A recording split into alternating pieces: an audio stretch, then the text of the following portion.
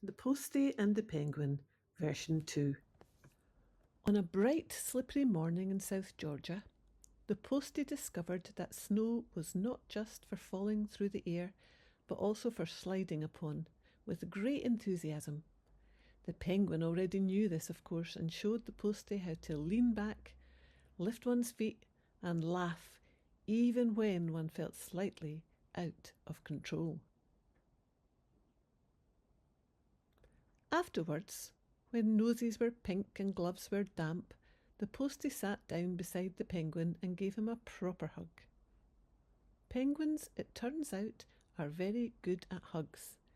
They do not wriggle, and they listen with their whole bodies, which made the Postie feel warmer than his coat could manage on its own. One afternoon the wind arrived early and stayed longer than expected. It blew snow sideways and made the world feel enormous. The Postie and the Penguin crouched together, sharing the light of a small lantern, and agreed that even in a storm it helped to have someone beside you who did not mind the weather being exactly as it was. Sometimes the wind grew so strong that it carried important things away, like letters. When the Postie's bag burst open, messages flew everywhere, dancing through the air as if they had forgotten where they were meant to go. The Penguin watched carefully, remembering that even lost letters are still full of meaning. That evening they went indoors, where the fire crackled and the kettle steamed.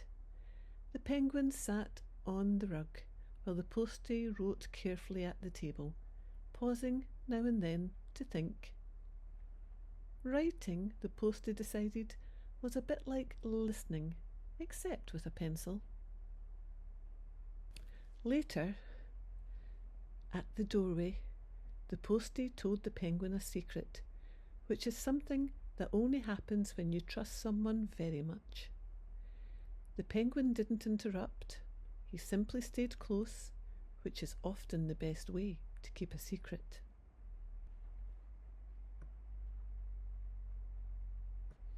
On a clear night, they walked beneath a sky full of stars that seemed close enough to touch. The Postie carried a letter in his pocket and a feeling in his chest that was almost like hope. The Penguin waddled beside him, quite certain that some journeys mattered, even if you did not yet know why.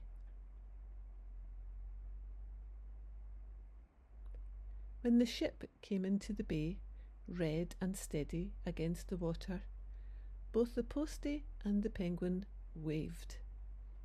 Ships, they knew, carried people away and also brought them back again. The Penguin waved especially hard, just in case someone needed help finding their way home.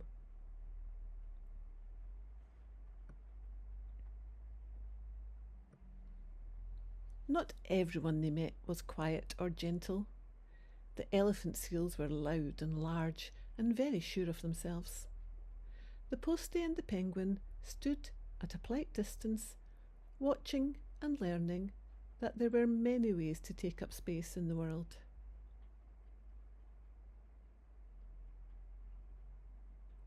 One day they built a small cairn beneath a tall white cross.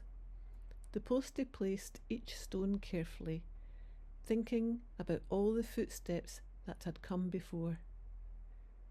The Penguin watched solemnly, understanding that some places asked for stillness rather than words.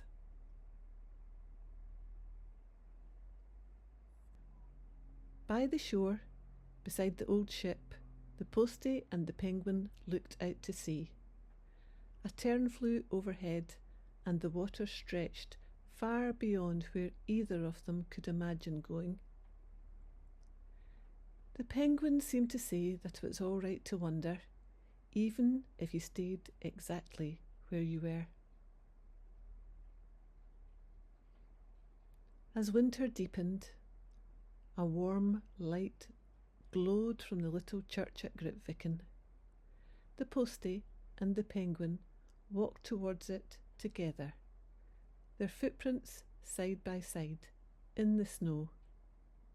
Inside there was shelter and memory and quiet kindness, which is sometimes all anyone really needs.